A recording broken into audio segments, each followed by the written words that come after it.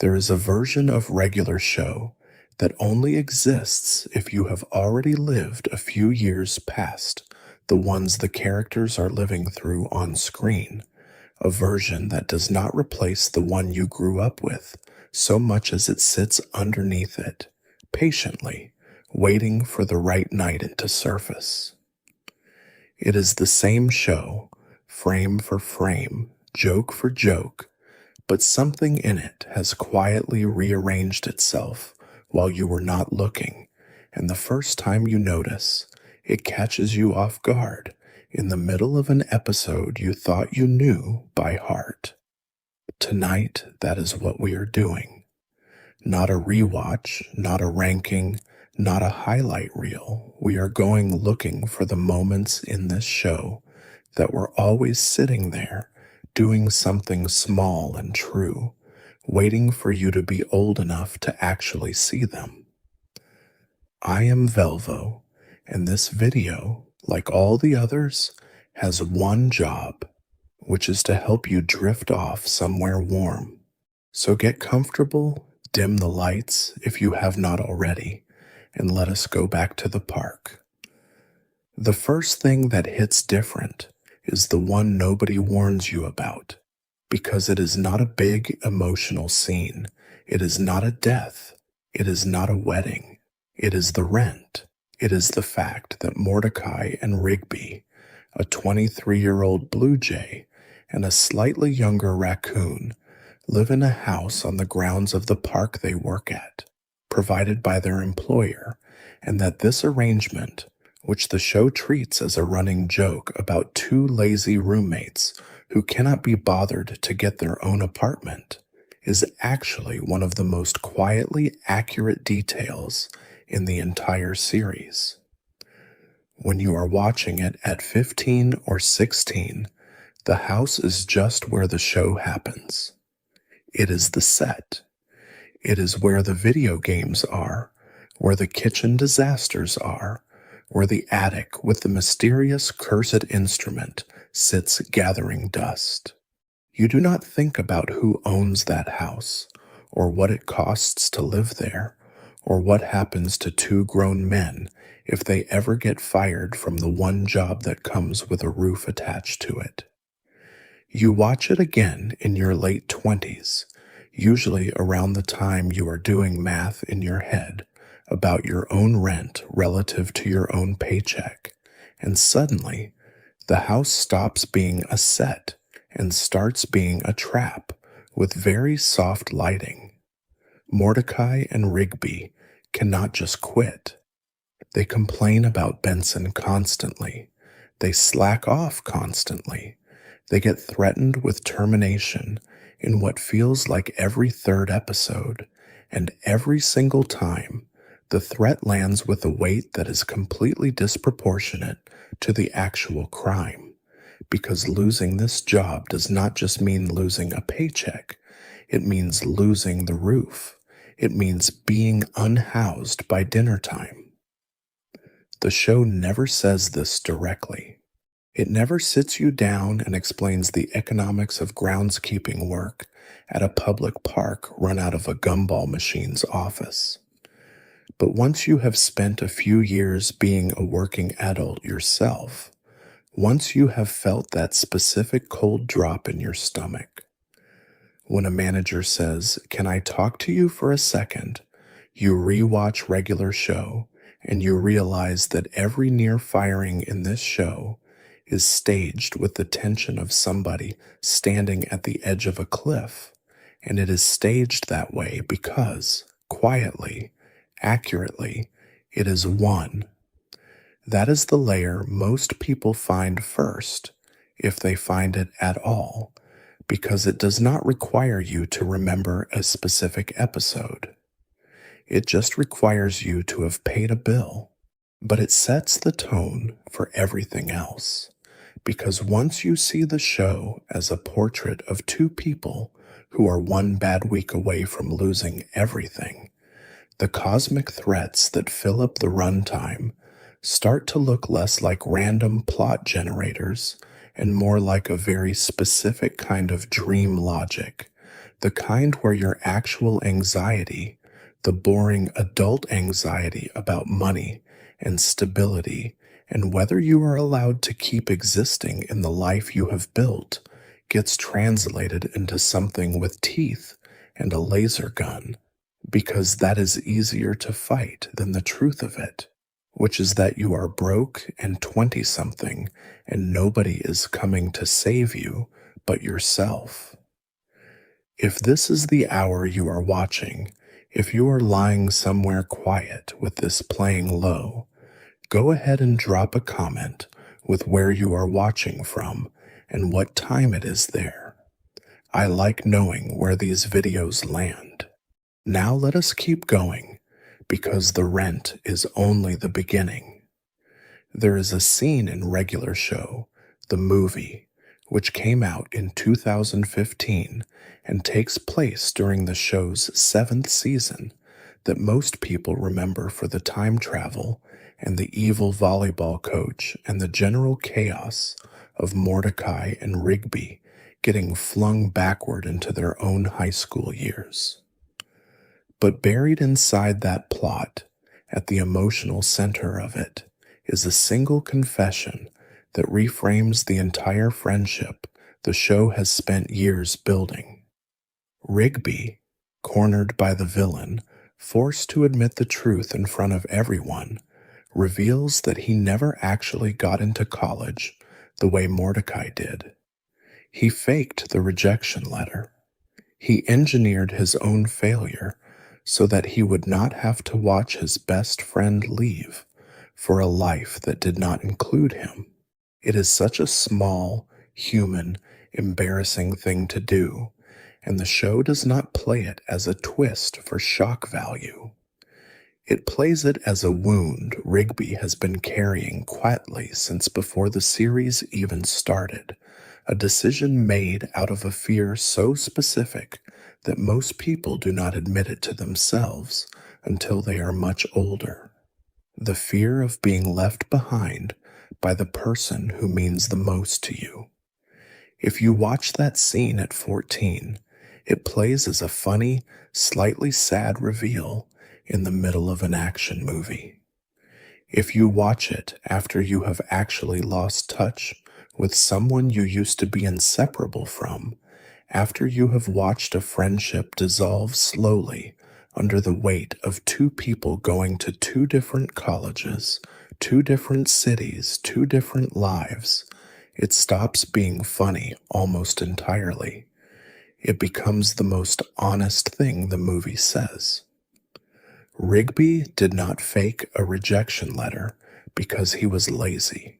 He faked it because the alternative, the real possibility of Mordecai going on without him, was unbearable to a kid who did not yet have the language to say that out loud. And the tragedy underneath the joke is that the lie worked exactly as well as lies like that always work, which is to say, it worked for a while, and then it became the thing that almost cost him everything, because Mordecai, upon learning the truth, is furious in a way that is completely earned. He is not just angry that Rigby lied. He is angry that Rigby decided, unilaterally, without ever asking, that his own fear was more important than Mordecai's actual future. That is not a plot point built for children. That is a plot point built for anyone who has ever loved someone enough to make a bad decision on their behalf and called it protection.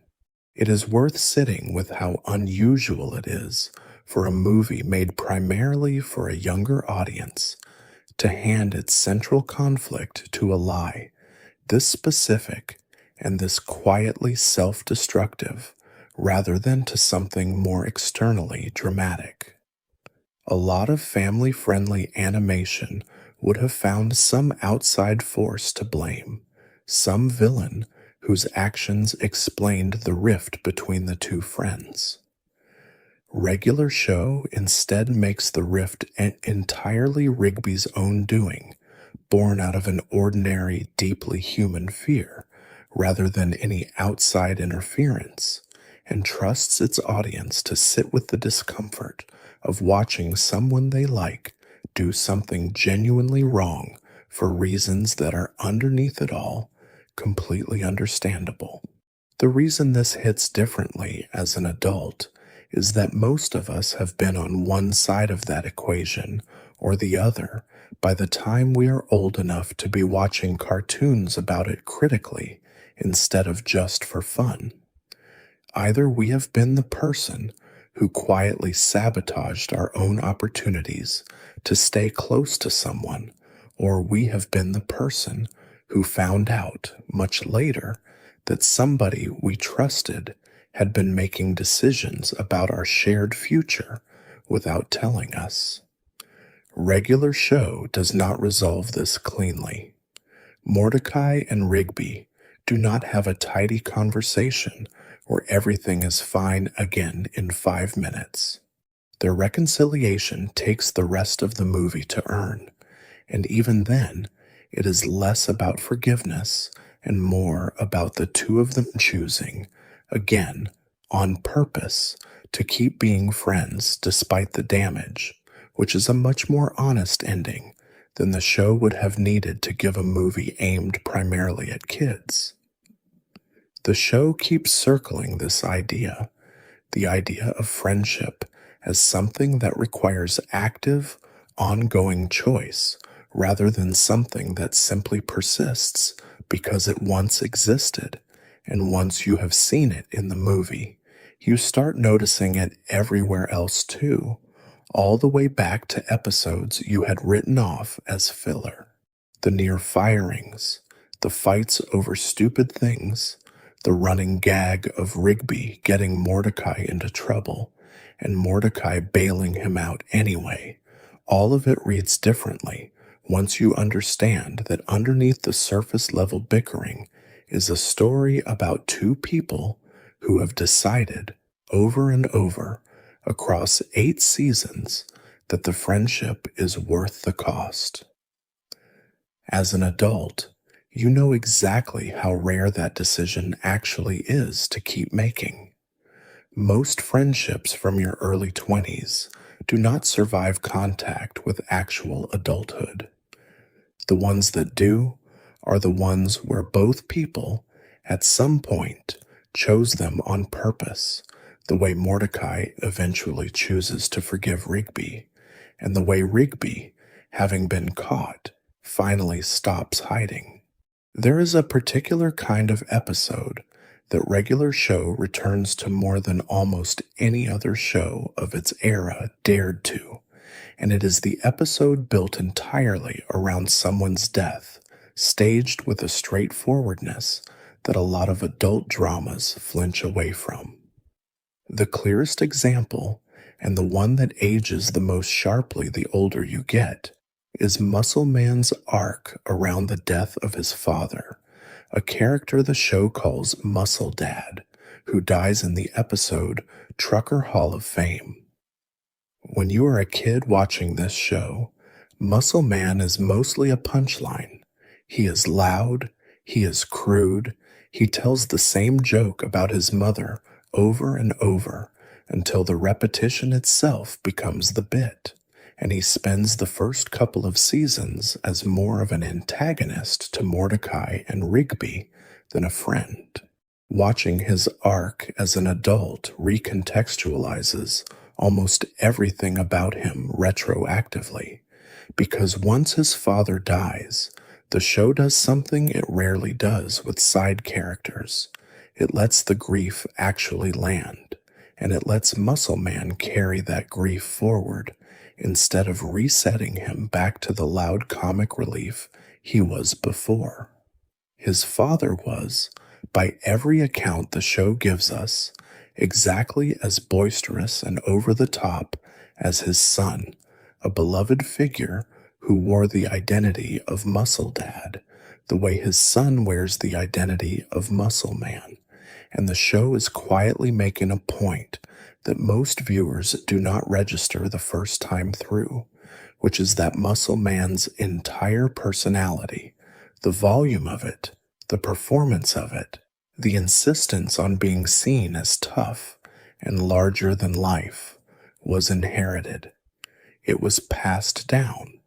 It was, in a very real sense, a way of keeping his father alive inside himself, a costume he put on that happened to fit because it was made for him by somebody who loved him.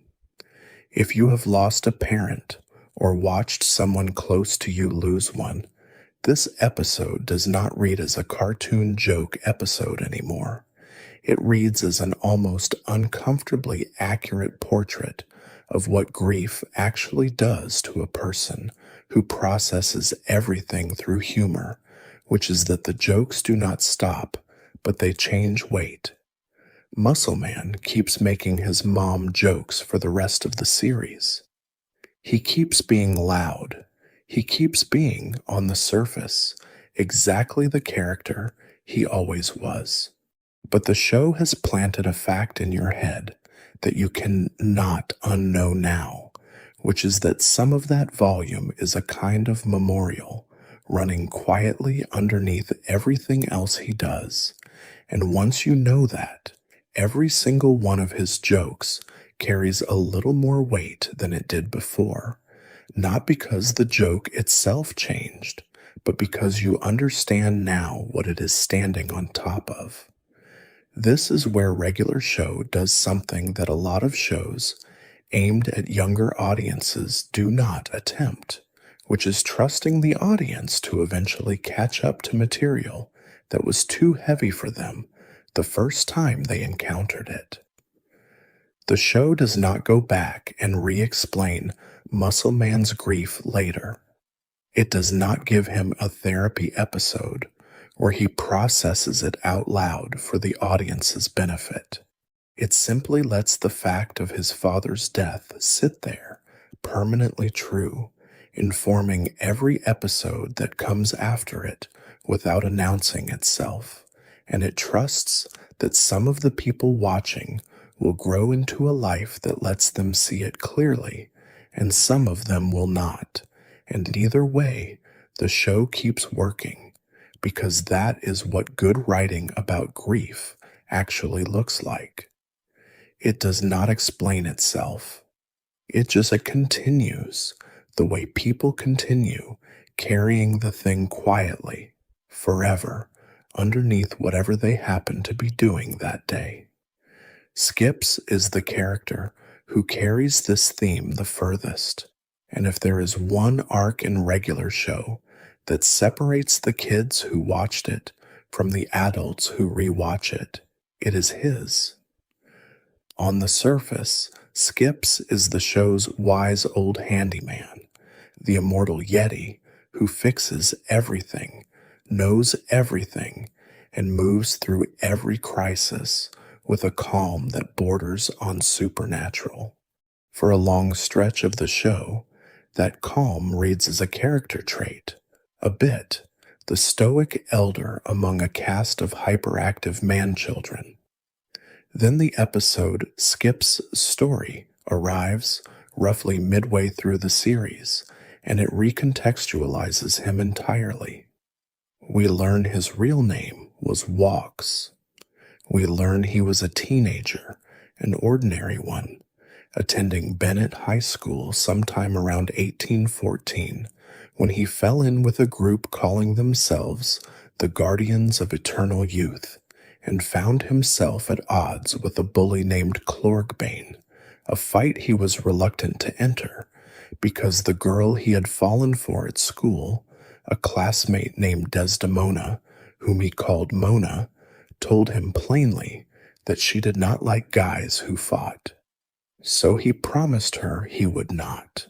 He learned to be handy with tools instead, working alongside her on decorations for their high school prom, the two of them falling into the kind of easy, quiet love that only exists in the specific hush of being young and having found somebody who makes an ordinary Tuesday feel important.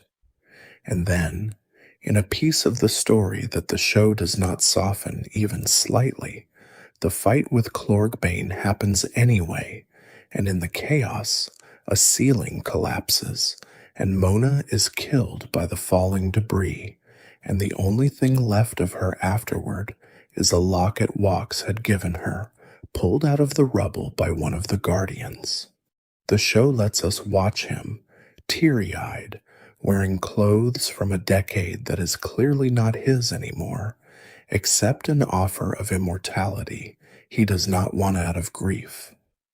So total that he tells the Guardians plainly he has already lost the one thing he was afraid of losing, so there is nothing left for eternity to threaten. When they ask him to choose a new name, to be reborn into this new, endless life, he thinks of the walks he and Mona used to take, the way they would skip together, and he chooses that word, skips, as his new name, because it is the last piece of joy he has to hold on to, worn now like a scar disguised as a nickname. Watching this episode as a teenager, it plays as an unusually sad backstory episode. A tonal left turn the show takes once, and then mostly leaves behind. Watching it after you have loved someone and lost them, in whatever form that loss has taken in your own life, whether it is death or distance or simply time doing what time does to people who once seemed permanent, the episode becomes almost unbearable in the best possible way, because it explains, retroactively, every single moment of stillness Skips has ever had in the show. That habit of skipping instead of walking, which reads as a quirky character tick for years of episodes, is revealed to be an act of mourning performed literally with his own body, every single day, for centuries, an unbroken vow made to a girl who has been dead for 200 years and who he has never stopped choosing to remember in the most physical way available to him. And once you know that, you can not watch him skip across a scene ever again without feeling the full weight of what that motion actually is. It is not a bit. It is a memorial he performs with his legs, hundreds of thousands of times, for as long as he continues to exist. Fans have noted, and this part is genuinely part of the show's canon, that Skips must face Clorgbane again every 157 years, or the world will end, which means his grief is not even allowed to be private. It is structurally tied to his cosmic duty, so that every century and a half he is forced to relive the exact circumstances of the worst day of his life in order to save everyone else's. That is not something a 15-year-old watching this show for the jokes is equipped to sit with. It is something a person who has actually grieved someone is equipped to sit with, and the show, remarkably, wrote it for both audiences at once, patient enough to wait for you to grow into it. Margaret's storyline does something quieter than Skips's, but it lands with almost the same force once you are old enough to have watched somebody you love choose themselves over you, and to understand, painfully, that this was the correct choice for them to make.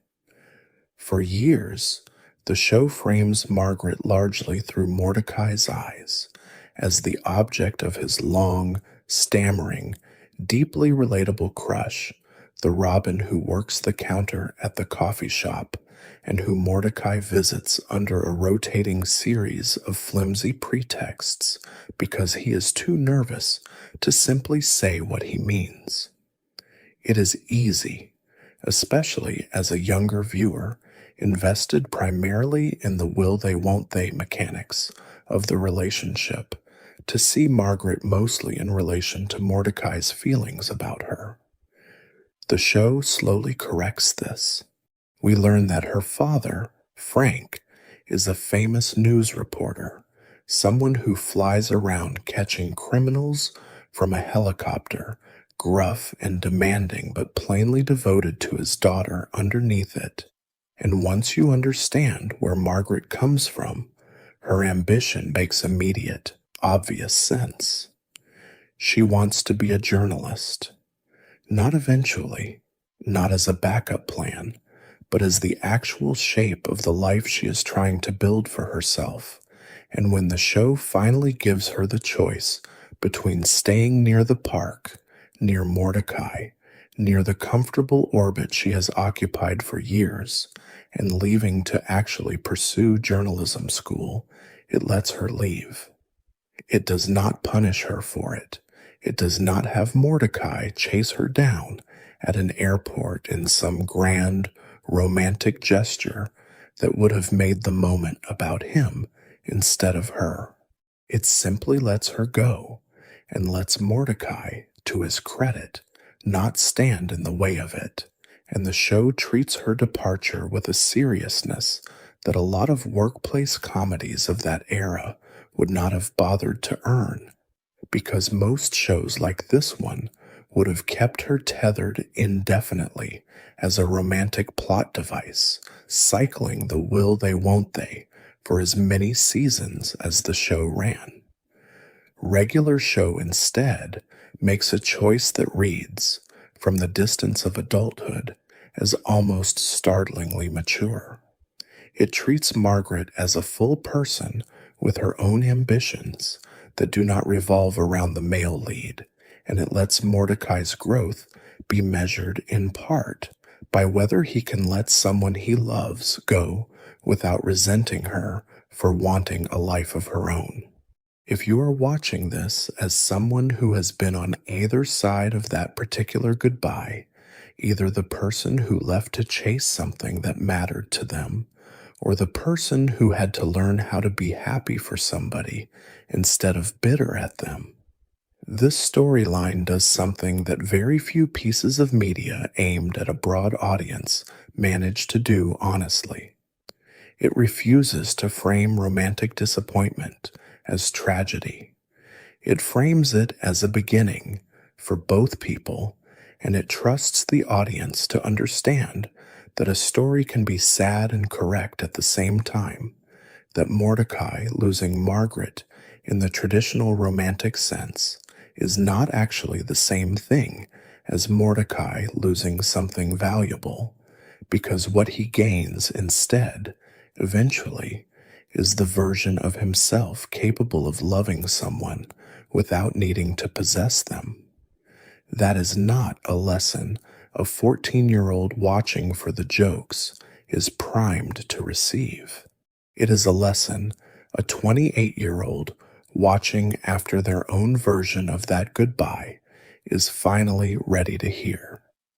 Then there is Rigby's slow, unglamorous arc toward finishing high school, which the show handles in the later seasons with a patience that feels almost out of step with its own comedic instincts, and which reads, to an adult audience, as one of the most emotionally accurate depictions of a very specific, very unphotogenic kind of shame.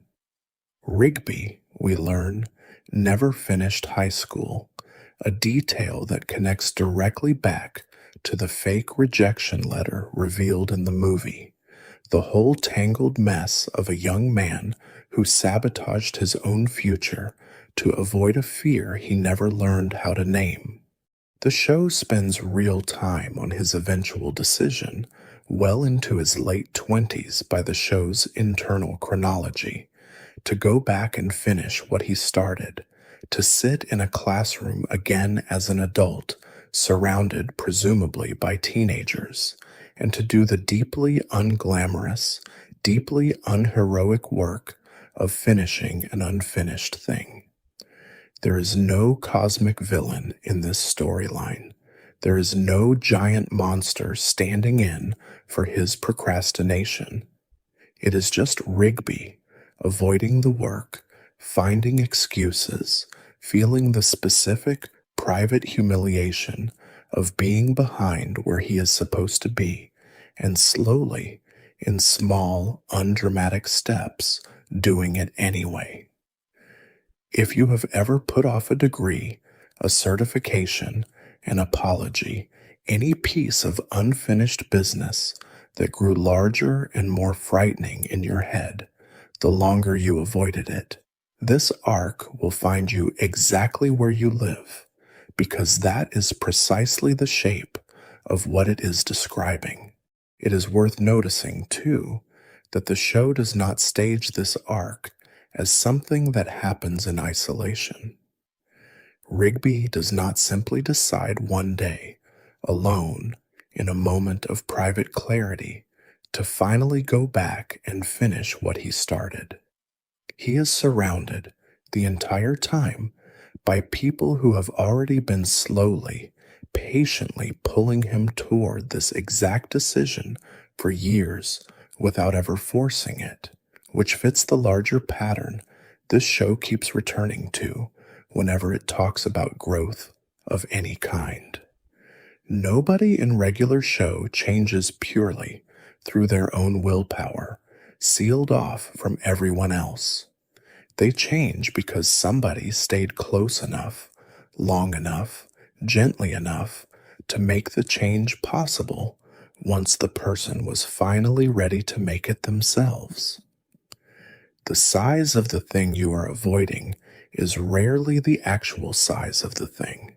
It is the size of your own dread about it, inflated over months or years of not looking at it directly, and the only way through is the boring, ordinary act of finally sitting down and starting, which is exactly what the show shows Rigby doing, without fanfare, without a triumphant montage set to a swelling song, just a person doing the thing he had been afraid to do, and the show treating that as one of the largest victories any character achieves across the entire run. Benson is the character whose arc rewards the most careful adult rewatching, because so much of what makes him tragic is never stated outright, only implied through the accumulation of small moments across 8 seasons. As a kid watching the show, Benson mostly reads as the exasperated boss archetype, the straight man whose entire function is to be furious at Mordecai and Rigby's antics so that their antics can register as antics in the first place. Watching him as an adult who has actually held a management position, who has been the person responsible for other people's mistakes while having very little actual power to prevent them, Benson stops being a comedic foil and starts being one of the saddest characters in the entire show. He cannot leave. The series does storylines where he briefly quits and he always ends up back, and the show never quite explains why, beyond the obvious surface reason that a workplace comedy needs its manager character to stay employed. But watched carefully, there is a recurring beat, subtle, easy to miss if you are not looking for it, where Benson, in the middle of yelling at his employees for some new disaster, gets a look on his face that reads less like anger and more like something closer to dread, the look of someone who suspects, without being able to articulate it, that the life he is in has quietly become the only life available to him. He is the character closest to sensing that something about the park is not entirely normal, and he is also the character with the least power to do anything about that sense, because unlike Mordecai and Rigby, who are protected by a kind of narrative plot armor that keeps sending them on cosmic adventures, and unlike Skips or Pops, who are directly connected to the show's mythology, Benson is just a middle manager, doing his job, absorbing the consequences of everyone else's chaos, permanently furious, because fury is the only tool available to a person who has no other way of expressing how trapped he actually feels. This reading is interpretation, not something the show states outright, but it is the kind of interpretation that reshapes how his later, quieter episodes land, particularly the ones where he briefly lets himself imagine a different version of his own life before circumstances, or the show's need for him to remain in his role, pull him back into the one he has. Pops and Mr. Maillard deserve their own extended stretch of attention here, because their storyline is the one most transformed by the passage of the viewer's own years, more than almost any other in the show. Pops, for most of the series, functions as gentle comic relief, a sweet, slightly oblivious man with a lollipop-shaped head who lives in a mansion, speaks in old-fashioned diction, and gets confused by ordinary aspects of the modern world in a way that is consistently played for warmth rather than mockery. Mr.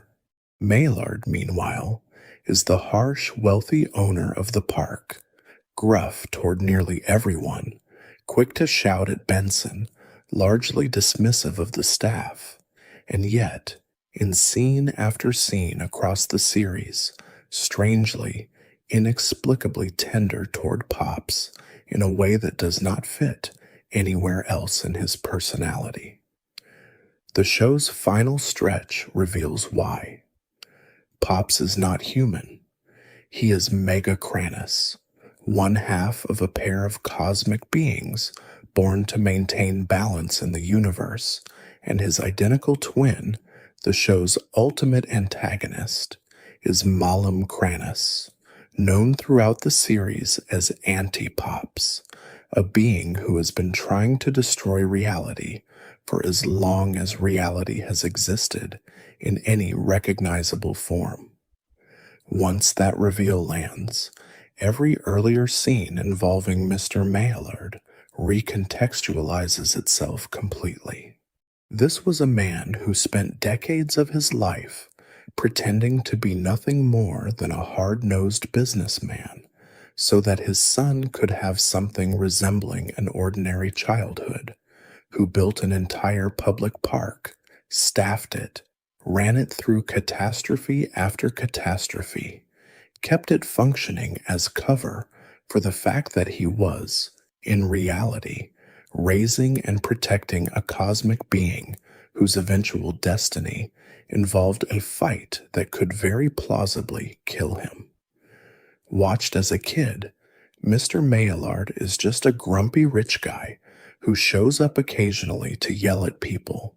Watched as an adult, particularly as an adult who understands even a fraction of what it costs to protect someone you love from a fate you cannot prevent, Mr. Maillard becomes one of the quietly saddest figures in the entire show, a man who loved his son enough to spend his whole life in disguise, who never told Pops the full truth of what he was, who kept him gentle and unaware for as long as the universe would allow, because the moment Pops remembered who he actually was, the countdown to that final confrontation would begin. His cruelty toward the rest of the staff, in this light, stops reading as simple grumpiness and starts reading as the brittle armor of a man protecting a secret he could not afford to lose, and his tenderness toward Pops becomes the only place that armor ever cracks, because it is the one relationship in his life he never had to fake. And then eventually, the fight comes, because the show always knew it would, and this is the point where regular show, a series that spent the majority of its run as a loose, hangout comedy about two groundskeepers avoiding work, commits to something that very few animated comedies of its era were willing to commit to as fully as it did. Pops, having finally learned the truth of what he is, having spent his entire existence avoiding the confrontation he was born for, travels into space and faces Anti-Pops directly. The first attempt, staged as a fight in the conventional sense, does not work because the show understands, correctly, that trying to defeat your own darker half through force alone simply repeats the same stalemate that has apparently played out identical to this one billions of times before, resetting the universe each time it ends in a draw. What actually resolves the conflict is different and stranger and more moving than a straightforward battle.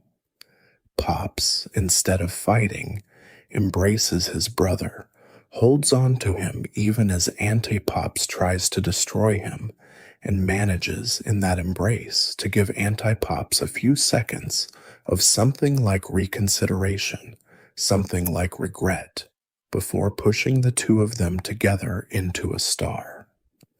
Pops dies. The show does not soften that fact or walk it back through some later reveal. He is gone in the most literal sense the show is capable of depicting, and the friends he leaves behind carry that loss forward into the years the finale shows them living afterward. There is no twist waiting a few episodes later that quietly undoes the cost of what he chose. No reveal that reframes the sacrifice as somehow reversible. The show lets the loss simply be a loss, permanently, and it asks its audience gently, without ever making a speech about it, to sit with that the same way the show has been quietly asking its audience to sit with every other real, unglamorous cost. This whole video has spent its time walking through tonight. Watched as a kid, this ending is simply the show's climax, the biggest fight, the highest stakes, an appropriately epic send-off for a series that had been building towards something cosmic for years. Watched as an adult, particularly an adult who has lost someone gentle, someone whose gentleness looked, at times, almost like weakness to people who did not understand what it actually cost to maintain, the ending becomes something closer to a meditation on what kindness actually requires. Pops does not win by being stronger than his brother. He wins, if that is even the right word for what happens, by refusing all the way to the end, in the deepest and most costly way available to him, to become the cruelty his other half represents. The show's creator, J.G. Quintel, has said in interviews given around the finale's original broadcast that Pops' sacrifice was meant to symbolize the sadness and loss that comes bundled together with the specific kind of maturity the rest of the cast has, by that point, finally reached, and that framing matters, because it means the show itself understood what it was doing. Growing up in the world regular show constructs is not free. It costs something. Sometimes it costs the gentlest person in the room, and the show does not pretend otherwise, and that refusal to pretend otherwise is precisely why the ending still works on people who first watched it as children and are now watching it as adults, who have since learned, the hard way, exactly what that kind of cost feels like, and who understand, better than they did the first time, that gentleness offered all the way to the end of something is not weakness dressed up as virtue. It is, quietly, one of the harder things a person can choose to keep being. What comes after the fight is, in some ways, the part of the finale that hits hardest of all because it is the quietest. The show jumps forward in time and shows its characters as adults, with lives, with families, with the long, unglamorous, deeply ordinary years they were given the chance to earn by surviving. Mordecai is a working painter, married to a bat named Steph, someone the audience had never met before that moment, someone who is not Margaret and is not CJ, a choice the show made deliberately, and one that produced a wave of fan debate that has not entirely settled in the years since. But the choice reads, from the vantage point of adulthood, as one of the most honest things the show ever said. Most people do not end up with the person from the coffee shop they spent years agonizing over, or the intense, stormy relationship from the most exciting stretch of their 20s. Most people end up with someone steadier, someone quieter, someone who arrives only after the long, unglamorous work of becoming a person capable of being in a stable relationship has already been done. Mostly alone, mostly without romance attached to it at all. Rigby, meanwhile, has finished his degree, has married Eileen, the mole who spent years being quietly, patiently, unshowily honest about her feelings for him long before he was capable of receiving that honesty, and the show gives them a family. If you had watched Rigby in the early seasons, the character defined almost entirely by arrested development, by avoidance, by the refusal to grow up in any observable way, this ending would have seemed, at the time, like the least likely outcome available to him. Watching it as an adult who understands how slowly and unglamorously real change actually happens in a person, it reads as the show's most hopeful argument. The idea that even the most stuck among us can, given enough time and enough people who love us patiently, become someone capable of the things we once seemed constitutionally unable to do.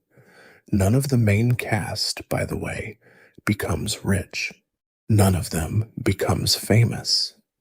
Nobody achieves some grand, cosmic scale version of success to match the cosmic scale threats the show spent years throwing at them.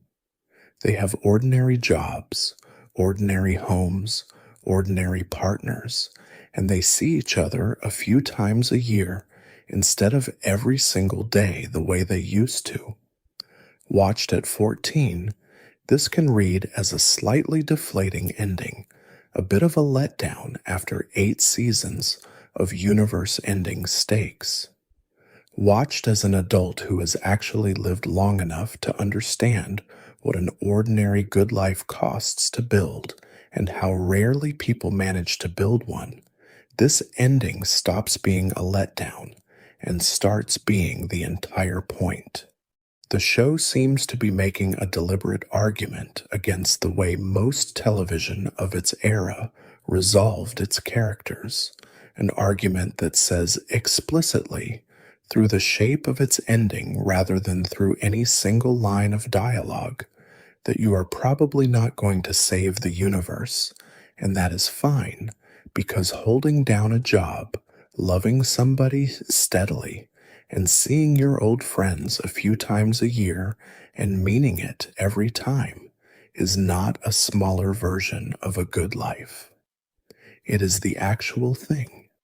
It was always the actual thing the show was building toward, hidden the entire time inside the shape of a story that looked, on the surface, like it was about something much bigger. There is one more layer worth sitting with before we let the park go quiet for the night, and it has less to do with any single episode and more to do with the overall rhythm of the show, the pace it insists on keeping even in the middle of its most cosmic storylines.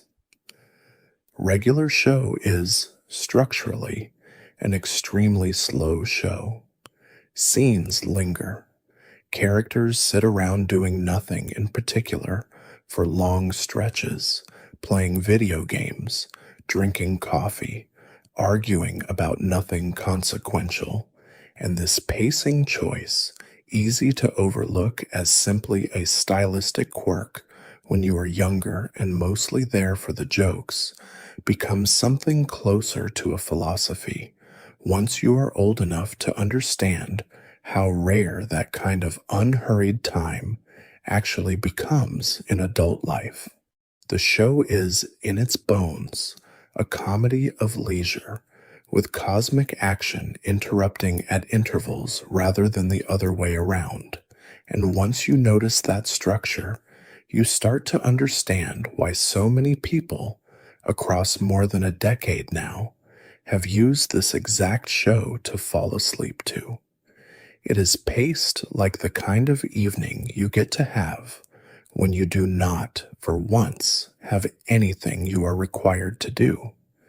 As an adult, that kind of evening becomes rarer than almost anything else, and the show, whether or not its writers set out to make this argument on purpose, ends up quietly defending the value of slowness itself, suggesting, through its own unhurried rhythm, that time spent doing nothing much with people you love is not wasted time. It might, in fact, be the only kind of time that actually counts. If you have made it this far, you have spent a couple of hours back in a park that has not existed as new episodes for years now, though it is worth saying, since it is recent enough to mention honestly, that Regular Show did return to television in a new form in the spring of 2026, a continuation called Regular Show, The Lost Tapes, with most of the original voice cast reprising their roles and Quintel back as showrunner, framed as episodes told through old VHS tapes found by Pops in whatever comes after the ending we just walked through together. That is a recent enough development that it sits right at the edge of what can be said with full confidence, so take it as the most current information available, rather than as something exhaustively covered here tonight. But whether or not you ever watch a single frame of that revival, the original 8 seasons hold together completely on their own, and what we have been doing tonight is not really about newer material anyway. It is about noticing what was already there the whole time, waiting patiently for you to catch up to it.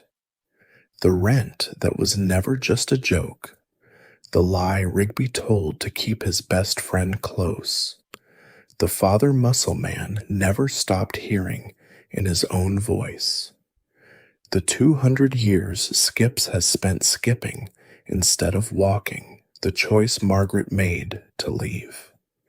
The classroom Rigby finally sat back down in, the look on Benson's face that was never quite anger, the disguise Mr. Maillard wore for his entire adult life. The embrace inside the star, the ordinary lives waiting on the other side of it. Before we get to the ending, though, there is a smaller episode worth sitting inside for a while, because it might be the single clearest example in the entire series of a joke that means something completely different once you understand what it actually costs to keep a friendship alive. The episode is called Eggcellent, and on the surface it is one of the silliest premises the show ever attempted.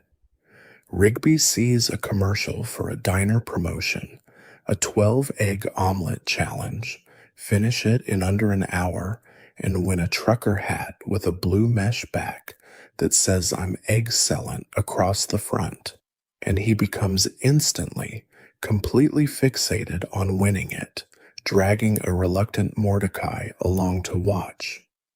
What nobody in the episode seems to remember, including Rigby himself in the heat of the moment, is that Rigby is allergic to eggs.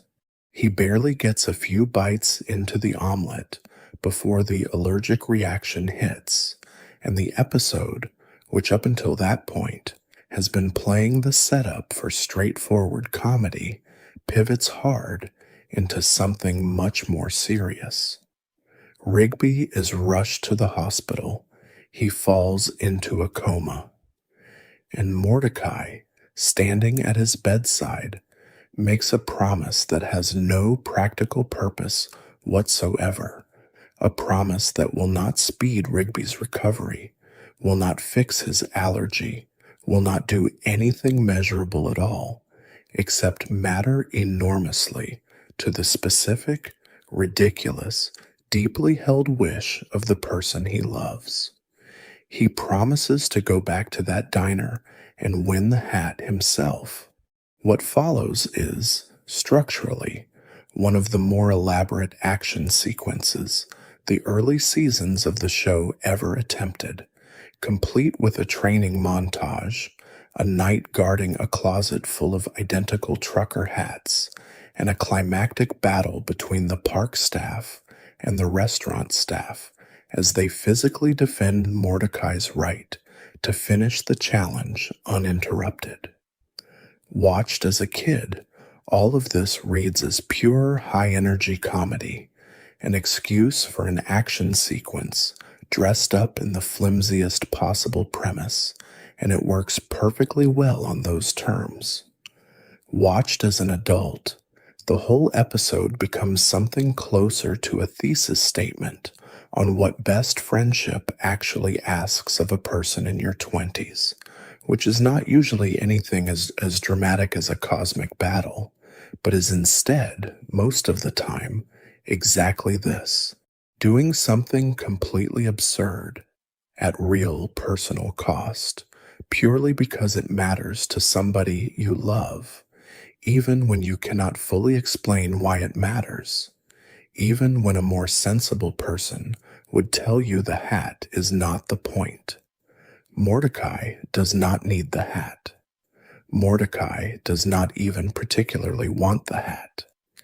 He goes and eats 12 eggs he does not want to eat, in front of a room full of strangers, risking his own safety in a fist fight with diner employees, because Rigby wanted it, and that want, however small and strange it looked from the outside, was real enough to be worth honoring.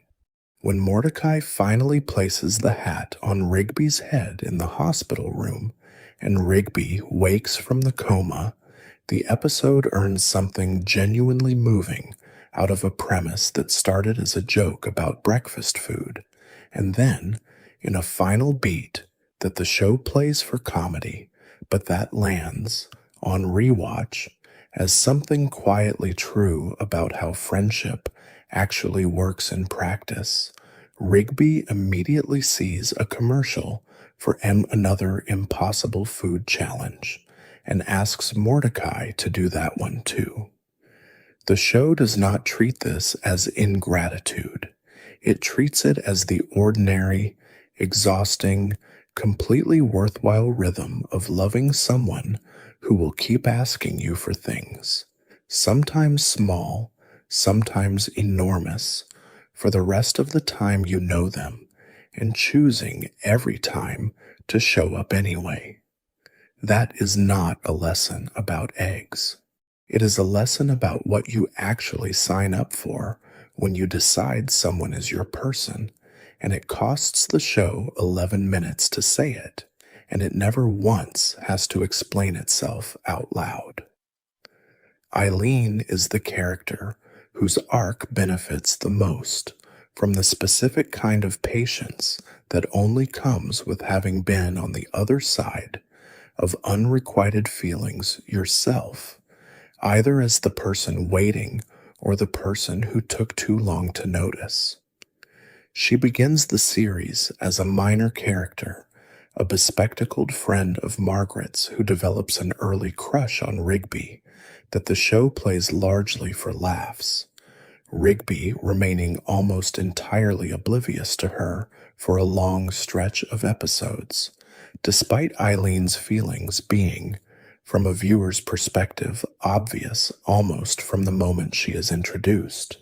What separates her from a typical unrequited love side character in a show like this is that the show never lets her lie about what she feels, not once, not even for comic effect. She tells Rigby she likes him. She tells him when he has hurt her. She tells him when something has made her happy. There is no version of Eileen who hides behind sarcasm or plays hard to get or performs indifference to protect herself, which, watched at a younger age, can make her read as a slightly flat, overly patient character waiting around for a boy to notice her. Watched as an adult, particularly as an adult who has spent real years of their own life either withholding honest feelings out of fear or being on the receiving end of someone else's withheld feelings, Eileen's constancy stops looking passive and starts looking like the single bravest, most difficult thing anyone in the entire cast consistently does. Saying exactly what you feel over and over without guarantee that it will be reciprocated, without the protective armor of irony to retreat behind if it goes badly, is genuinely hard in a way the show never announces but consistently demonstrates through the contrast between her and everyone around her. Mordecai spends years unable to tell Margaret how he feels. Rigby spends years unable to admit anything true about himself to anyone, including himself. Eileen just says the thing, every time, plainly, and eventually, slowly, in the show's own unhurried way, that constancy is what actually reaches Rigby, not a grand gesture, not a crisis that forces his hand, just years of somebody telling him the truth gently and repeatedly until he finally became a person capable of hearing it. The show gives her the ending that this kind of patience deserves: a marriage, a family, a life built with the person she never stopped being honest with, and it never asks her to become someone more dramatic or more guarded to earn it.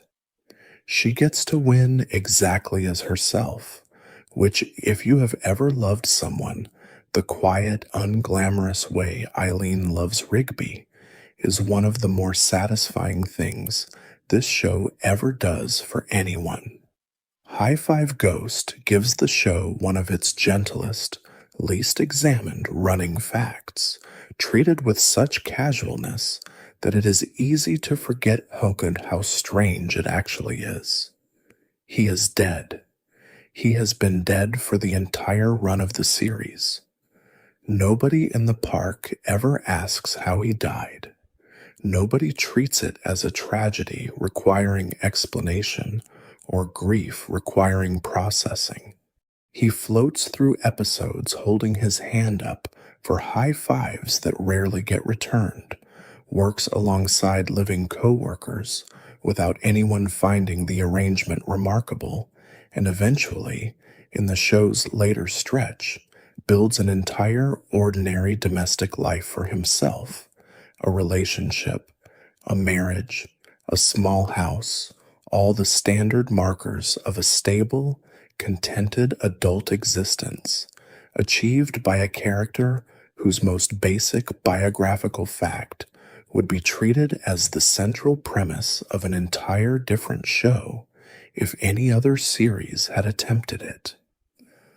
Watched young, this is simply one of the park's many small absurdities, filed alongside the talking gumball machine boss and the immortal Yeti groundskeeper as just another piece of the show's overall strangeness. Watched as an adult, especially an adult who has ever felt like their own life did not follow the shape they were told it was supposed to follow, there is something quietly moving about a character who does not fit the standard mold of a protagonist, who is, definitionally, the most non-normative member of the entire cast, still getting to have the good ordinary things anyone wants.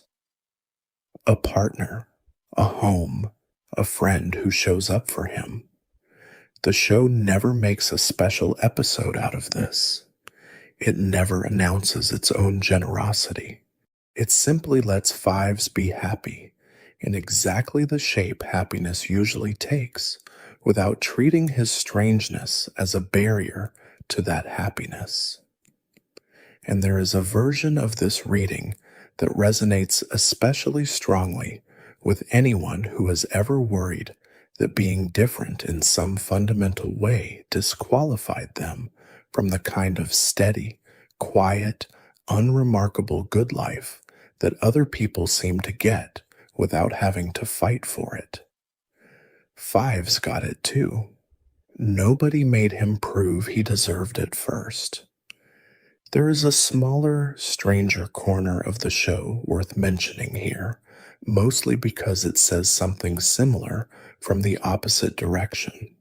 Death himself is a recurring character throughout the series, played not as a looming, faceless figure, but as a specific, fairly ordinary presence, complete with his own rules, his own occasional willingness to be talked into letting someone come back through some game or wager, and, notably, his own family. He has a wife. He has a son named Thomas. They live in a house, and the show, when it bothers to show them at all, depicts them with the same unremarkable domestic warmth it gives every other family in its universe. Watched young, this barely registers as anything beyond a fun, absurd detail, the idea that death goes home at the end of a shift the way anyone else does. Watched older, it becomes a small but genuinely generous claim the show is making about the structural roles its most cosmic characters occupy.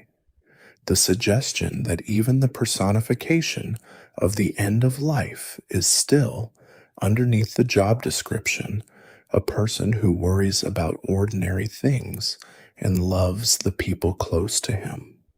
It is easy to read the various supernatural figures scattered throughout regular show as pure function, forces of nature wearing character designs. The show keeps quietly resisting that reading, insisting instead that even its largest, most abstract beings get to have the same small, structural joys everyone else in this universe eventually earns. Mordecai's parents are worth pausing on too, because the choice to show them at all and to show them as fundamentally decent, loving, unremarkable people was a choice, not a default, and it changes how you are meant to read Mordecai's whole arc.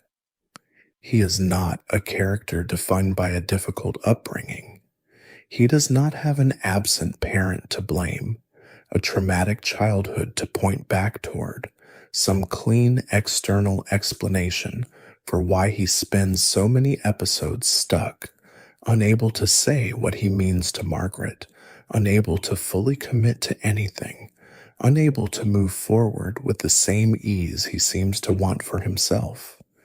His parents are simply kind, present, supportive people, and that detail, watched with adult eyes, reframes his entire struggle as something harder to excuse and, in its own way, more universally recognizable. Sometimes the reason you cannot move forward is not your past. Sometimes it is just you, the ordinary friction of being a person who has been given every emotional tool he should have needed and still has to learn, slowly and clumsily, how to actually use them. That is a less comfortable version of a coming of age story than the one where a character overcomes a difficult childhood because it removes the excuse.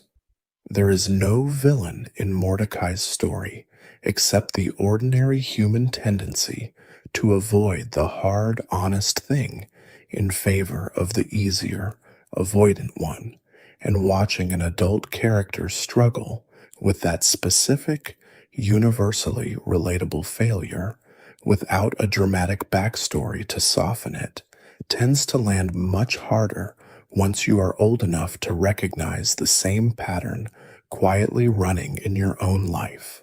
There is a quieter thread running underneath almost everything we have already talked about tonight. One that never gets its own dedicated episode, the way Skips's grief does or Pops's origin does. And precisely because it never gets its own spotlight, it is the kind of thing you are unlikely to notice until you have spent real years working for someone else's paycheck. Regular Show is, structurally, a workplace comedy, and the workplace it depicts is one where the staff are not paid especially well, live in housing. The park itself provides, and remain constantly, plausibly, at risk of being fired by a boss who is himself answerable to an owner he rarely gets to speak with directly. None of this is stated as social commentary. The show never pauses to make a speech about labor conditions. But watch enough episodes back to back as an adult who has held a job with exactly this shape, precarious, tied to housing, dependent on the goodwill of a manager who has very little actual power of his own, and the pattern becomes impossible to unsee. Every near firing in this show functions as a genuine emergency for the characters, not because the show is exaggerating the stakes for comic effect, but because the stakes, quietly, honestly, were always that high. Losing this job does not just mean finding a new one. It means losing the roof, the community, the entire structure of a life built around a place that was never actually theirs to keep. Watched young, this reads as background noise, the ordinary furniture of a workplace sitcom. Watched later, once you understand exactly what it costs to be young and financially precarious in a way that has very little safety net attached to it, the show starts to look like one of the more accurate portraits of that specific kind of life that animated television produced during its era, wearing a premise silly enough that nobody had to notice what it was actually describing. This precarity connects, in a way that only becomes visible with distance, to the way the show treats Skips's actual role at the park, beyond the personal grief we already spent time with. Skips is not simply a groundskeeper who happens to be immortal. The show establishes, through his backstory and through his ongoing obligations to the guardians of eternal youth, that he is bound by something closer to a duty than a job, required to face the recurring threat of Clorgbane roughly every 157 years or risk the world ending, a commitment made when he was still young and grieving and had nothing left to protect except the promise he had made. Watched as an adult, There is something quietly familiar in the shape of that arrangement. A person who took on an enormous, permanent responsibility during the worst period of his life and has simply continued carrying it without complaint for centuries because the alternative was unthinkable and because by the time he might have wanted to put it down, it had become part of who he was. That is not exactly the same as an ordinary job.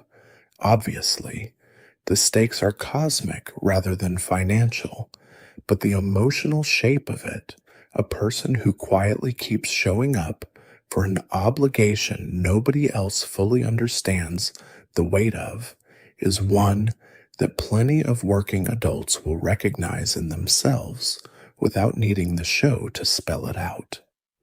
There is also a version of this show's honesty that shows up specifically in how it treats its male characters and their difficulty saying anything true to the people they love. And this is a thread that a lot of viewers, especially viewers who grew up watching mostly male-centered animated comedies, will recognize immediately once they are old enough to have lived through some of it themselves. The main cast of regular show is overwhelmingly male, the friendships are mostly male, and across the show's run, nearly every major emotional turning point involves a male character finally, after enormous avoidance, saying something honest to someone he cares about.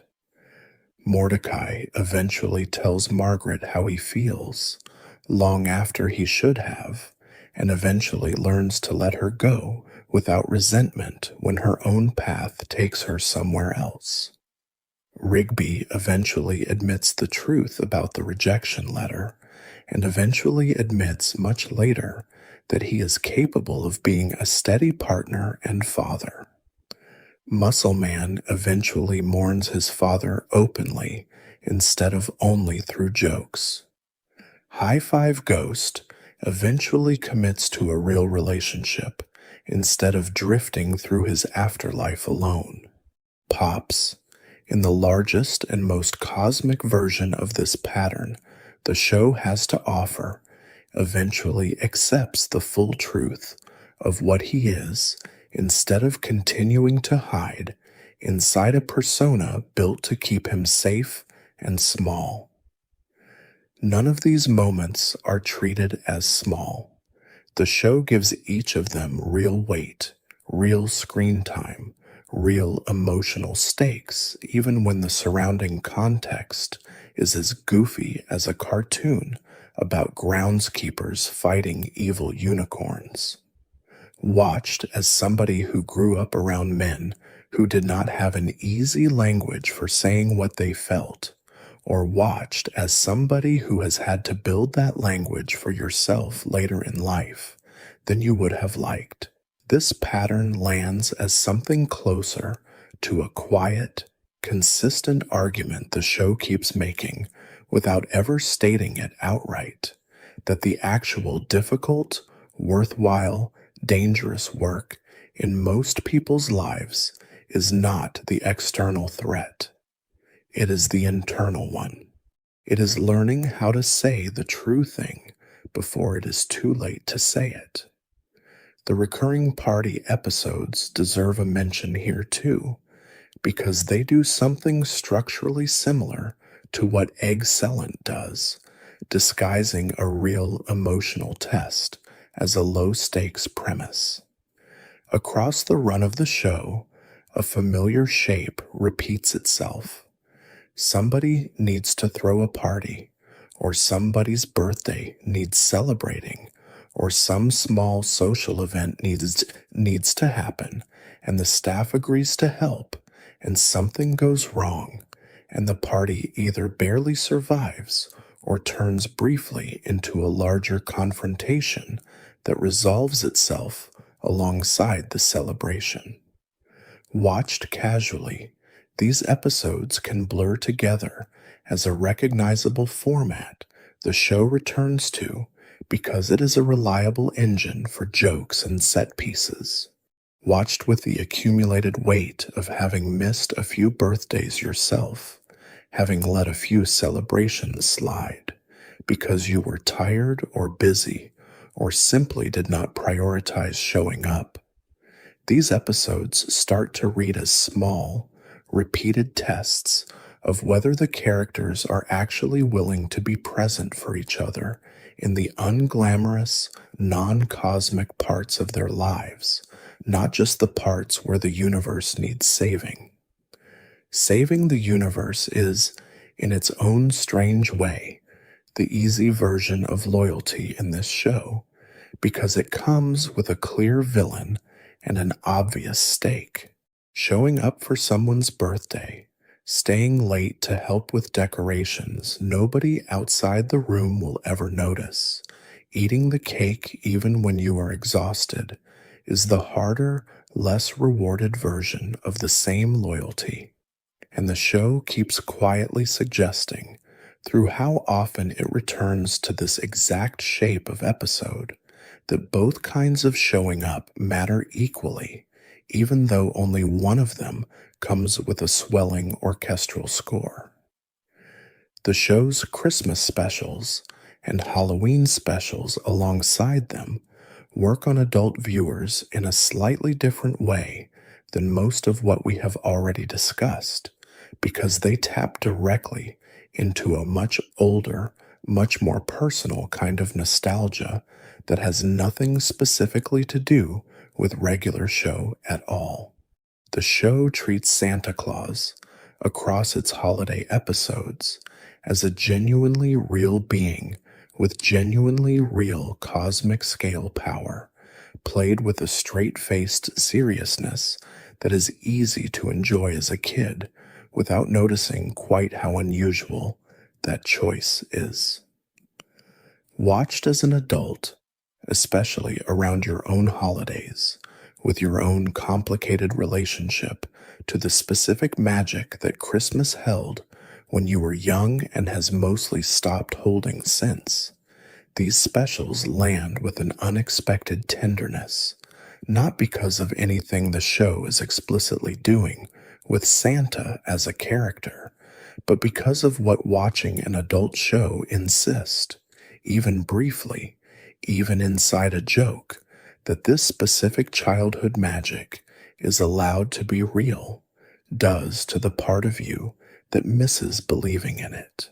This is a subjective, personal reading rather than anything the show is stating outright, but it is one worth naming because so much of what makes this show effective as something to fall asleep to has less to do with its plot and more to do with the specific frequency of nostalgia it operates on, a frequency tuned less toward regular show itself and more toward whatever you were feeling the first time something on a screen convinced you, even for an hour, that the ordinary rules did not apply and something warmer was possible.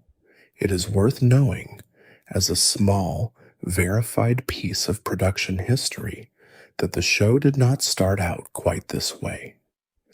The original pilot, which aired as part of an anthology of animated shorts on Cartoon Network before the series proper was picked up, grew out of JG, Quintel's own earlier student and independent shorts, work he made while attending CalArts alongside Sam Marin, who would go on to voice Benson, Pops, and Muscle Man.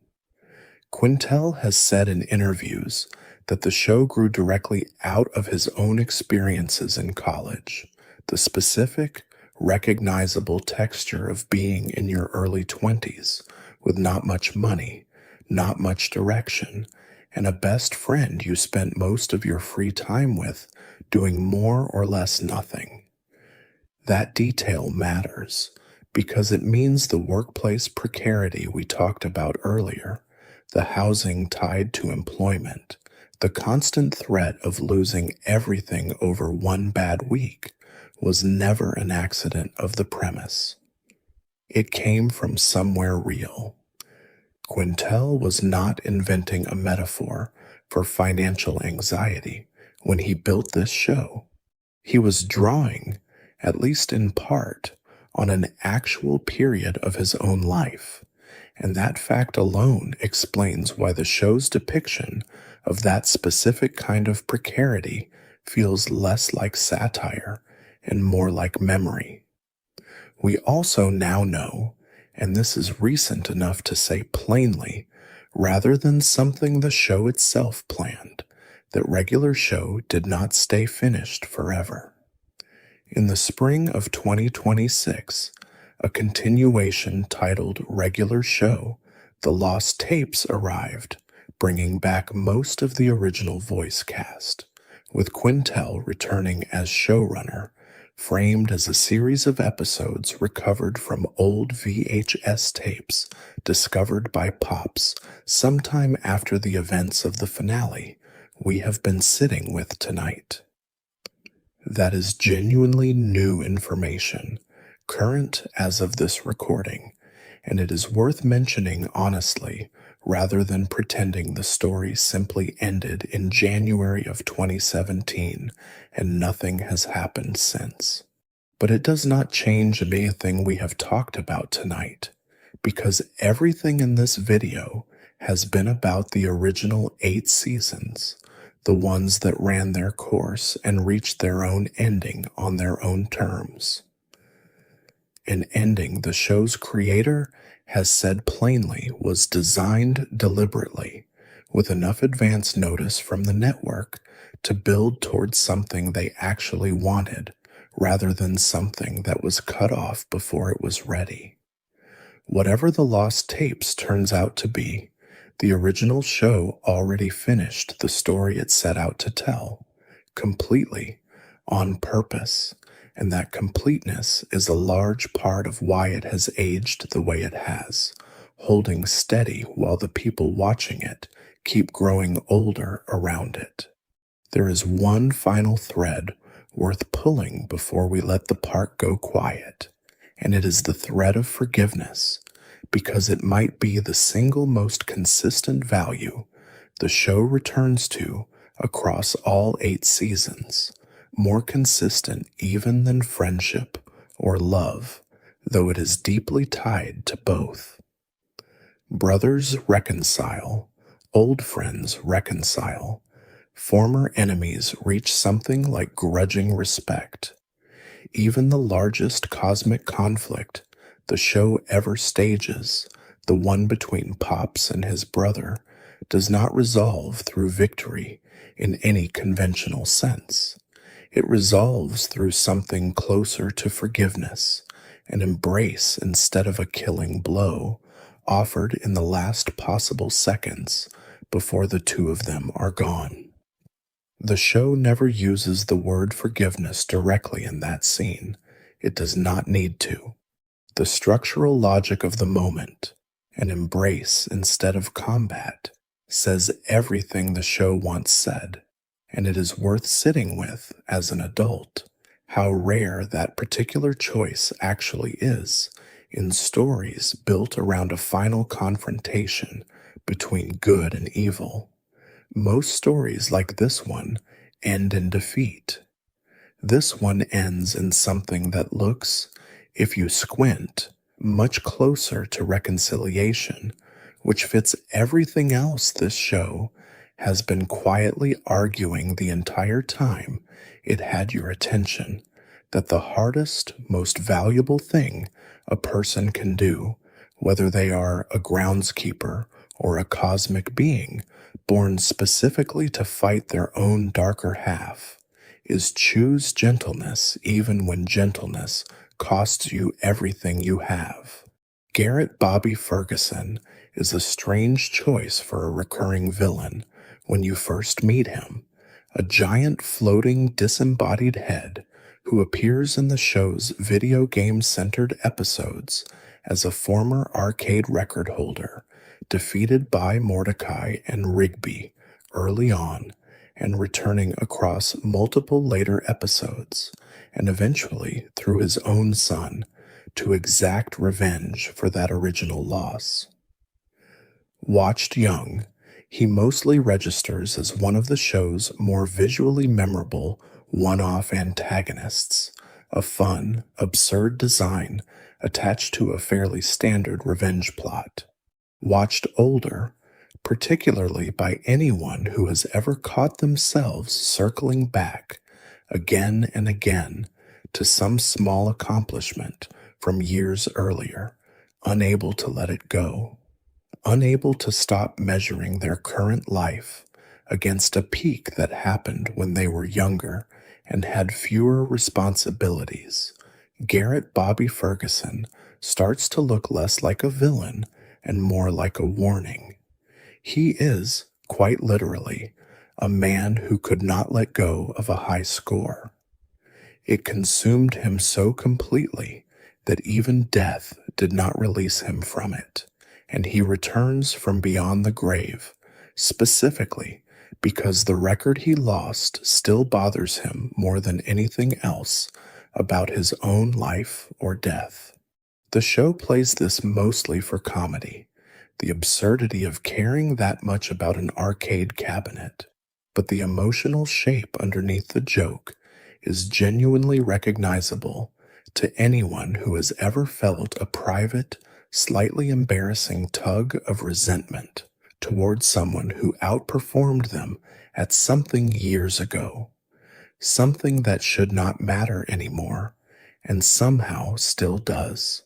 Mordecai and Rigby's repeated victories over him read, from this angle, less like straightforward wins and more like the show quietly testing whether its own two leads are at risk of becoming exactly what Garrett Bobby Ferguson became, stuck at the high score of their own youth, unable to grow past the thing they were once best at, and the fact that they keep beating him episode after episode becomes the show's way of insisting, gently, that its characters are allowed to keep moving forward instead of staying frozen at whatever their best moment happened to be.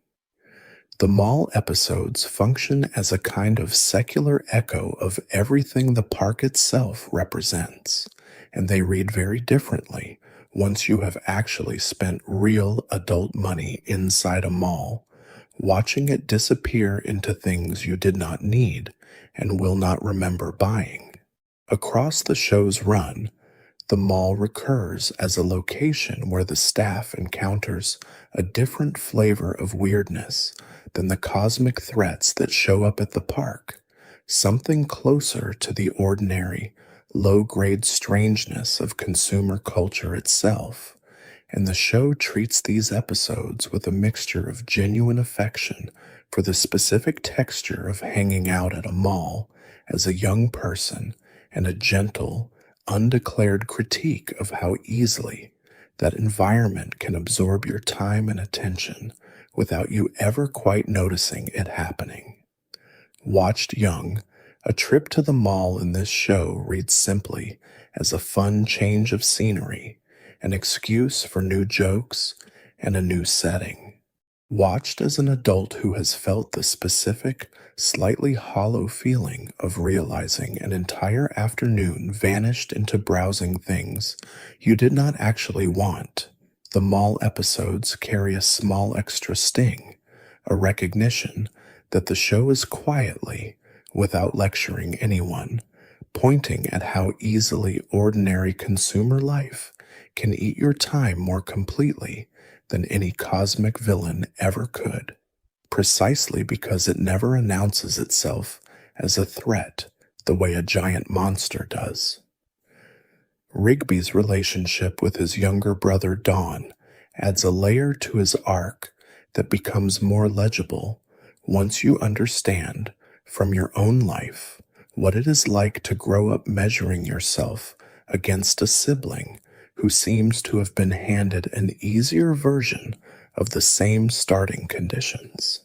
Dawn, in the show's depiction, is younger than Rigby, taller than Rigby, generally more conventionally successful, and more visibly favored within their family, and the show, while mostly playing this dynamic for laughs, does it with a precision that suggests the writers understood exactly what they were building. Watched young, Rigby's slacker tendencies, his refusal to take responsibility, his constant, low-grade need for validation from Mordecai in particular, can read simply as character traits, the basic ingredients of a comedic archetype. Watched as an adult who has navigated some version of sibling comparison themselves, whether as the sibling who felt perpetually behind or the one who unknowingly benefited from being ahead, those same traits start to look like the visible symptoms of a much older, much more specific wound. A person who decided somewhere early on not to compete on a stage he had already privately concluded he could not win, and who built an entire identity around not trying rather than risk trying and losing again. The show never punishes Rigby for this. It never frames his arrested development as a moral failing requiring correction through shame. It simply, patiently, over 8 seasons, lets him find his own way past it, at his own pace, in his own time, and the growth lands is earned specifically because the show never rushed it or made it look easy. The recurring threat of the park itself being closed, sold, demolished, or repurposed, which shows up across multiple episodes throughout the series in different forms, works on adult viewers in a way it simply cannot work on younger ones, because it requires you to already understand what it feels like to love a place enough that losing it would genuinely hurt, and most people do not build that particular kind of attachment to a physical location until they are old enough to have lost one. Watched young, these episodes are simply another flavor of stakes, another reason for the characters to scramble and fight and eventually win. Watched as an adult who has said goodbye to an apartment, a childhood home, a college campus, a specific coffee shop that closed down and took a small, specific piece of your 20s with it. These episodes carry an ache that has very little to do with plot mechanics and everything to do with how the show stages the characters' reactions each time the park is threatened. They complain about the place constantly. They mock it. They slack off in it. They treat it, on the surface, as something they merely tolerate rather than something they actually love.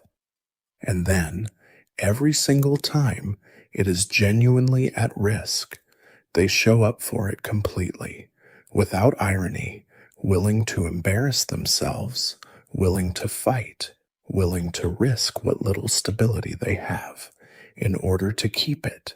That contradiction, complaining about something while being fully willing to fight for it, is one of the most quietly accurate things the show ever depicts about how people actually relate to the places and jobs and routines that shape their lives. You rarely say the things you love out loud, especially the unglamorous ones. You just show up when it counts, and the show keeps counting on its characters to do exactly that, and they keep doing it every time without ever once making a speech about why. There is a final piece of context worth having, mostly because it explains why the show is able to sustain the kind of slow, patient pacing we have been talking about all night. The pacing that lets an episode about eggs or a mall trip or a party gone slightly wrong sit alongside genuinely cosmic stakes without either one ever feeling out of place. Regular show ran for 8 seasons and roughly 250 episodes between 2010 and 2017, an unusually long run for an animated comedy of its era, and it did so by keeping its emotional register consistent even as its plots escalated dramatically across the later seasons, from workplace slice of life comedy in the early years to full science fiction serialization once the space arc arrived in the final stretch. Quintel has spoken about how deliberately the ending was built, saying plainly in interviews given around the finale's original broadcast that Cartoon Network gave the creative team real advance notice, enough time to plan a conclusion on their own terms rather than being caught off guard mid-story, and that the choice to end things when they did came from Quintel himself feeling, after 6 years, that he had told the stories he wanted to tell in the way he wanted to tell them. That matters for how the ending lands, because it means the quiet, ordinary, non-cosmic future the show eventually gives its characters was not a compromise forced by cancellation. It was the ending the show's own creator chose, on purpose, as the truest possible conclusion to a story that had, from its very first episode, always secretly been about the difference between the life you think you are supposed to want at 23 and the much smaller, much steadier life that actually ends up meaning something once you have lived long enough to have one.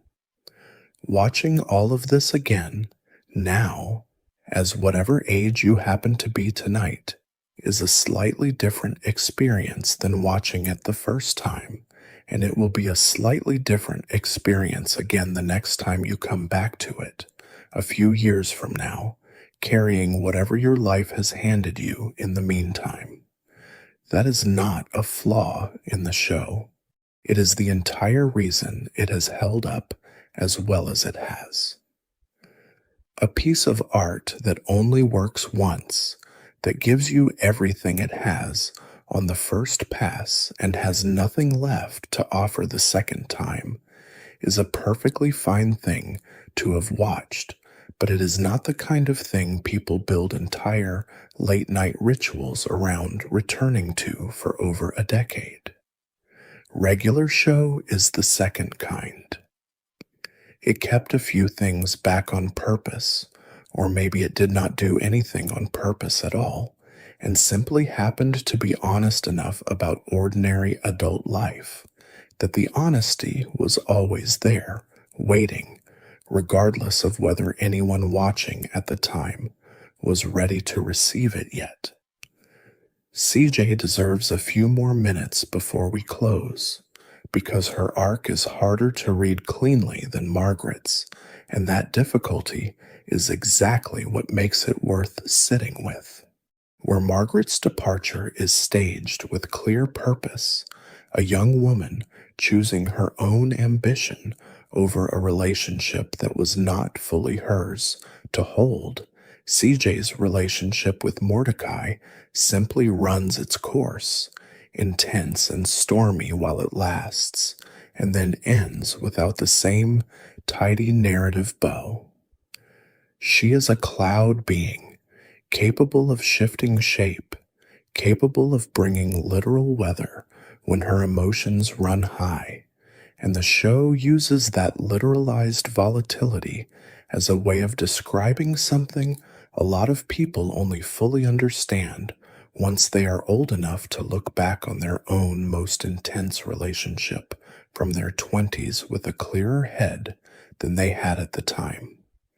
The most emotionally overwhelming relationship of your young adult life is often not the one you end up building an actual future with. It is real while it lasts. It is not fake, and the show never suggests it was fake or that CJ was somehow wrong for Mordecai in a moral sense. It simply was not sustainable, not because either of them was a bad person, but because the same intensity that made it feel so significant in the moment was never going to hold up against the slower, steadier demands of an actual shared life. Watched young, a breakup like this one reads as straightforward romantic drama, a sad but expected beat in a will they won't they storyline. Watched as an adult who has had their own version of a CJ, a relationship that burned bright and then simply could not continue. The show's refusal to villainize her, its insistence on treating her with the same gentleness it extends to every other character, even at her most chaotic, becomes one of the more quietly generous choices it makes. She is not the obstacle keeping Mordecai from his real ending. She is simply someone he needed to know and love and eventually let go of in order to become the person capable of the steadier, quieter relationship that eventually did last, and understanding that a person can be genuinely important to your growth without being the person you end up with is one of those lessons that tends to arrive late, usually well after the relationship itself has already ended, and this show, patiently, has been sitting there the whole time, having said it plainly, waiting for you to be ready to hear it. The show's visual style is worth a final mention too, mostly because it is the kind of detail that operates on you constantly without ever asking for direct attention. The backgrounds throughout regular show are painted with a soft, slightly hand-drawn warmth that sits in gentle contrast against the simpler, more geometric character designs moving through them, and the overall effect, whether or not the animators set out to achieve this on purpose, is that the park always looks a little like a memory, rather than a place being witnessed directly in the present tense. Watched young, this simply registers, if it registers consciously at all, as a pleasant, distinctive visual style, part of what makes the show recognizable at a glance. Watched later, after you have spent years experiencing the specific, bittersweet texture of remembering a place that no longer looks the way you remember it, or no longer exists at all, that painterly softness starts to feel less like an aesthetic choice and more like an emotional one. The show quietly telling you, frame by frame, long before the plot ever gets around to saying anything similar out loud, that everything you are watching is already, in some sense, being remembered rather than simply happening. That effect is a large part of why the show works so well as something to fall asleep to, because it already looks like the inside of a fond memory, gently lit, a little soft around the edges, exactly the kind of place your mind likes to wander back toward right before it lets go for the night. It is worth knowing, too, that the show that eventually aired was not quite the show Quintel originally pitched. The pilot, developed from his earlier independent shorts and eventually broadcast as part of Cartoon Network's shorts programming before the series was picked up for a full run, carries a noticeably rougher, more abrasive energy than what the show settled into once it became a daily series aimed at a broader, younger audience. The core elements are all recognizably there: Mordecai and Rigby, the park, the basic premise of two groundskeepers avoiding real work. But the edges are sharper, less forgiving, closer to the kind of late-night sensibility Cartoon Network was experimenting with in its animation showcase programming at the time. Watched as an adult with any interest in how shows actually get made, There is something quietly instructive in knowing that the gentler, warmer, ultimately much more emotionally patient show that regular show became was, in part, the result of those rough edges being smoothed down for a daytime audience, and that the show spent its later seasons, particularly once the cosmic mythology took over in the back half of the run, gradually reclaiming some of that original weight and seriousness it had been asked to set aside in its early years.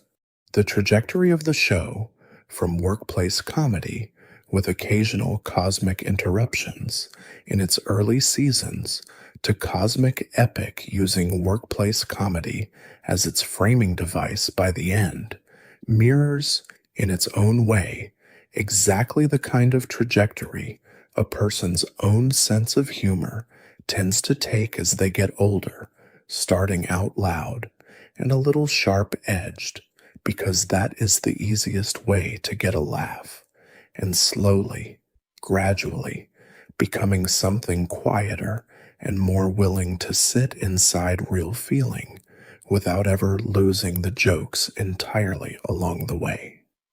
That brings us close to the end of tonight's walk through the park, and there is one last thing worth saying plainly before we let it go quiet.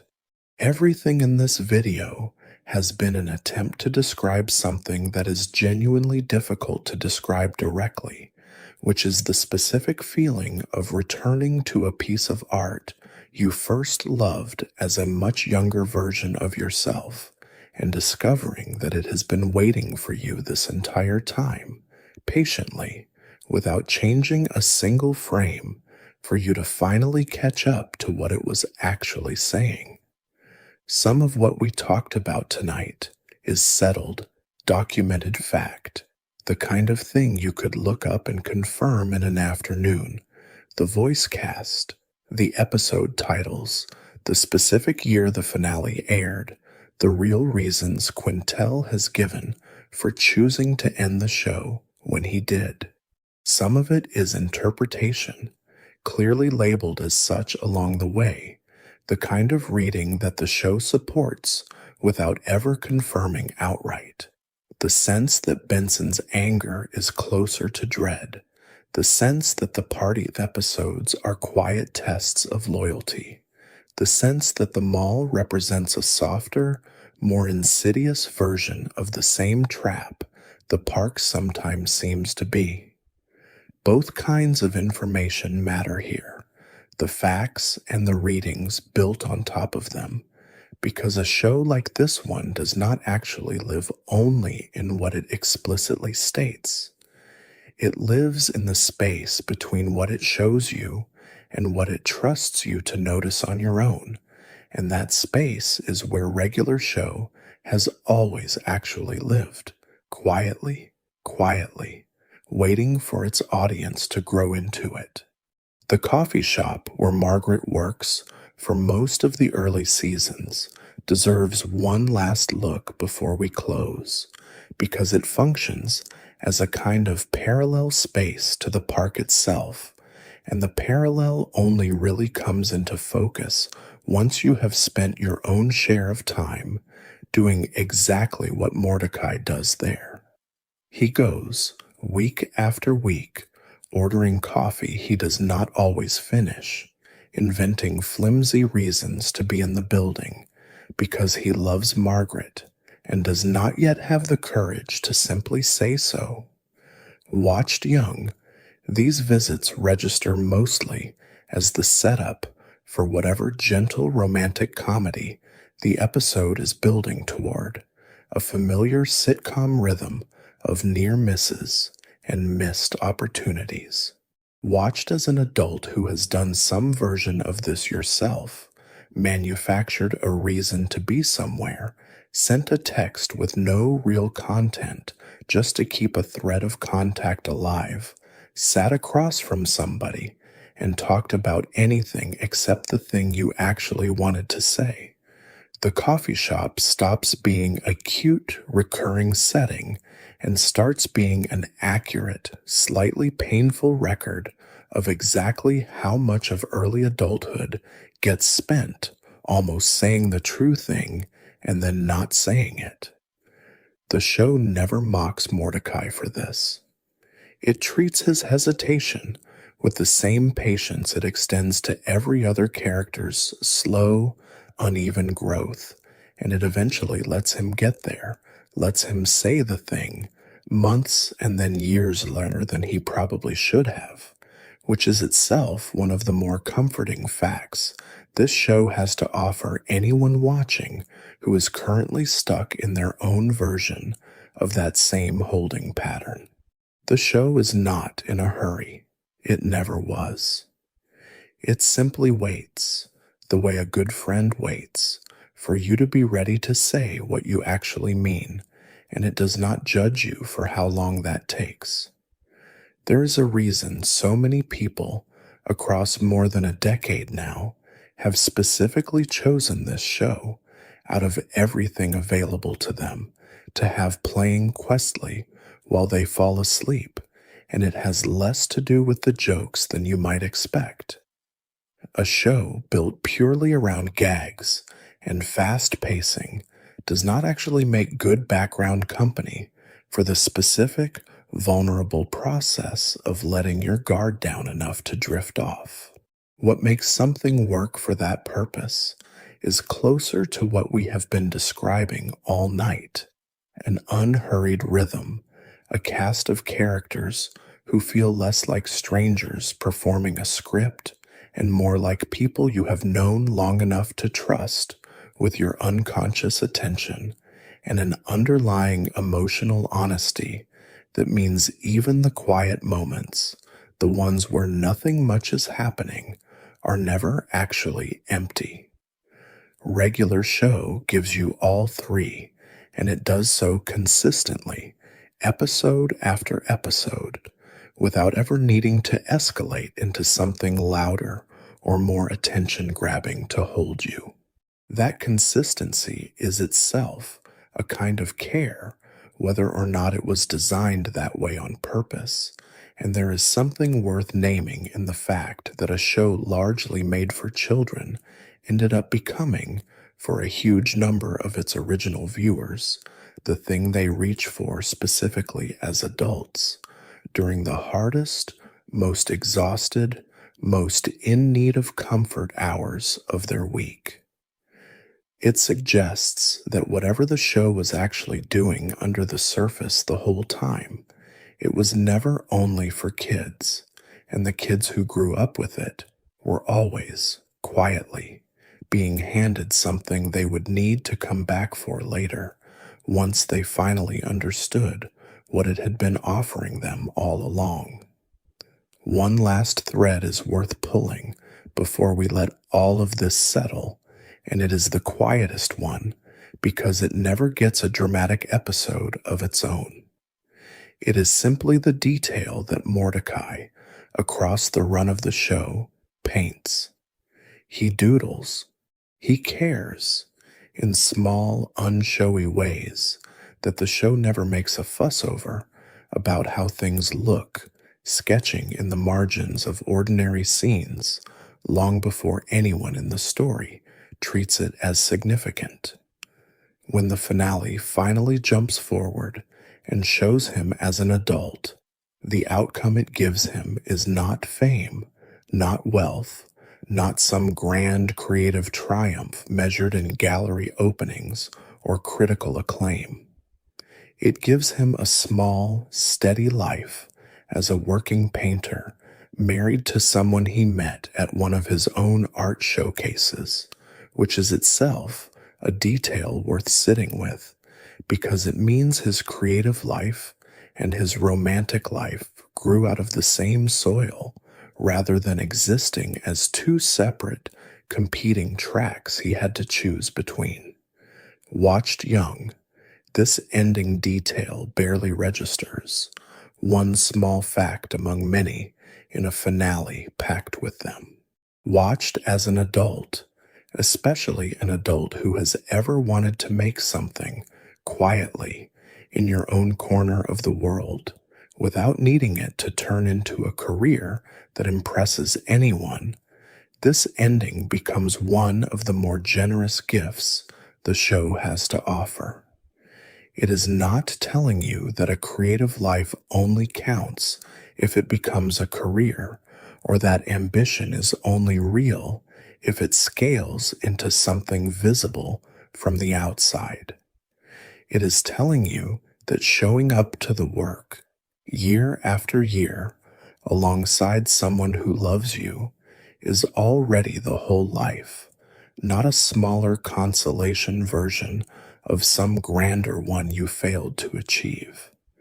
If you grew up wanting to make things, and you are still, in whatever quiet way, still making them, there is a real chance you saw a piece of your own future in that single, unglamorous detail long before you understood why it mattered.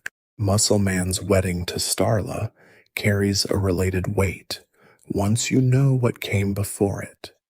He is, for most of the early seasons, one of the show's least sympathetic characters, defined by pranks and bravado and a personality built, as we already talked about tonight, largely as an inheritance from a father he eventually has to grieve. Watching him arrive, seasons later, at an actual wedding, surrounded by the same friends who used to be his rivals, choosing a partner who matches his volume and his loyalty in equal measure, rather than someone who tries to soften him into something smaller, lands as one of the show's clearest statements about what growth is actually allowed to look like. Muscle Man does not have to stop being loud to deserve a good life. He does not have to trade in the parts of himself that were always a little too much for other people in order to earn love. He just has to become someone capable of directing all of that volume toward the people who actually deserve it, instead of using it as armor against everyone all the time out of habit. Watched as an adult who has spent real years learning that the parts of yourself you were once told to shrink might not have needed shrinking after all. Just better aim. Muscle Man's wedding stops being a background joke about how unlikely it is that someone like him found someone at all, and starts being a genuinely moving argument that the loudest, most exhausting people you know are often exactly as capable of steady, lasting love as anyone else, provided somebody is patient enough to see past the performance to what the performance was always protecting. None of this required the show to change. It required you to. That is what a good piece of art quietly does. If you let it sit around long enough, it stays exactly the same while you keep growing past the version of yourself that first watched it. And every few years, if you are willing to go back, it hands you something new, not because it added anything, but because you finally have the eyes to see what was always sitting right there in front of you. That is where we leave it tonight. If this video kept you company, if it helped you fall asleep somewhere warm, do me a favor and hit subscribe. It genuinely helps keep these coming. The park is quiet now. The cart is parked. Somewhere in that house, a blue jay and a raccoon are still asleep on top of their blankets, the television still glowing softly on a paused screen, and you can rest now too. Take whatever you found here tonight with you. Whatever tomorrow has waiting for you, whatever you brought into this video tonight without saying it out loud, know that it is allowed to still be soft, still be unresolved, still be a work in progress, the same way every character in this park was allowed to be for 8 full seasons before anything in their lives finally settled. I will see you in the next one.